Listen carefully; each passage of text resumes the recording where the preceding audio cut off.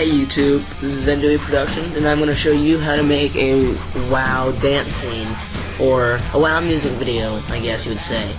Alright, so you're going to need to find your background image. I will just use this image for now. Put it onto your track, and there's your image. You'll see now you got to get your clips. I will actually use 2 clips in this one to show you the 2 different types of ways you can make shadows. The shadows are very important in the video. They really bring out the video, and they make it kind of pop. So I'm going to be showing you 2 different shadows. Let me just find my clip. Sorry, I had to find my clips here. Alright, so find the clip that you want. I'll just use this clip and drag it onto your screen. You're going to go to Effects, Keyring, Key Light. Use the pipette tool to get the green color and bring the screen balance down to 0, or else your character will be a little bit transparent. Now you're going to move it to where you want. In this case, my character was actually smaller than the background, so I had to increase her size, which made her a little blurry. You don't have to do that unless you want to. I did it. You really don't have to. So if you have 2 characters in the same clip, you're going to do the exact same thing. You can bring the character behind your first character or in front. It just depends on the way they're moving and such, and the way you want it to move. Alright, so now that we have that done, just increase the size here. It was a little too big. A little too small, I mean. Alright, nice and good.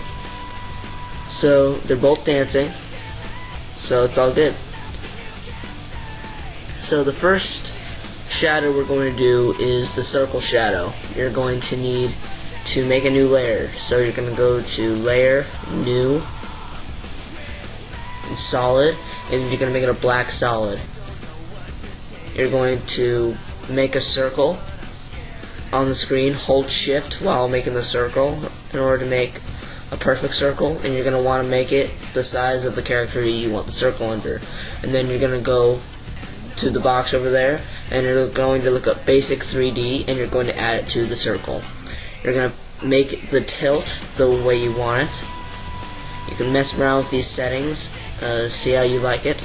It just makes it more 3D instead of just making the circle smaller.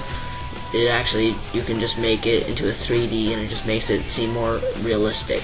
The reason you would use these shadows is because these shadows are actually in the game. So these shadows are good. Alright, so now it's time to actually make it look like a shadow. Press T on your keyboard and put the opacity down to 50%. Push the arrow, go to Mask 1, and bring the feather down to 23. Alright, so we have that shadow done now. Now it's time for the backdrop shadow. The backdrop shadow is actually easier to make than the circle shadow, even though the circle shadow is very easy. The drop shadow actually does require some maintenance on it, but you should be good, because it's not that hard. Select the clip that you want to have the drop shadow on. Go to Perspective, Drop Shadow. Oh, I accidentally put it on the wrong character here. Alright, so go to the character you want, Effects, Perspective, Drop Shadow, and you can mess around with the directions and settings. Now, to make it seem a little bit more realistic, you're actually going to duplicate the image by pressing, or clip by pressing Control D, and you're going to get rid of the drop shadow effect on the first clip, and you're going to scroll down, and you're going to make the second clip a shadow only, so that they're 2 separate clips. So now you're going to type in Liquify, and you're going to add it to the shadow, not the first character. I'm sorry, it's very confusing. Now you're gonna drop the brush brush size down to 50, and you're gonna select the brush, scroll in so that you can see it. Now select that brush, and what Now just watch what I'm doing.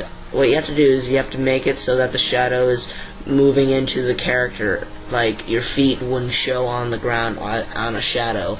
It just gives it a more realistic feel to it.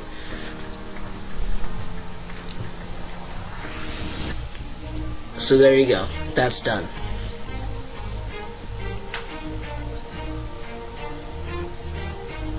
Alright, so now that that's done, we have our characters dancing, and they both have different types of shadow. Now we're actually going to add a light sweep effect. This effect actually messed me up a few times on this clip. So you're going to go down to Effects, CC Light Sweep, and you're going to mess around with these settings. It's all about what you want. It's not really a how-to. It's really what you want, what kind of light sweep you want on your characters. You can use my settings that I'm using on both my characters. When you have two characters on the screen, you actually want them both to have the same effects. This you can just copy the effect from the one character that I already have it on, and then copy it onto the character you want it on. So that can be done very, very simple. Alright, now that's done. I will see you guys on part 2. See you then.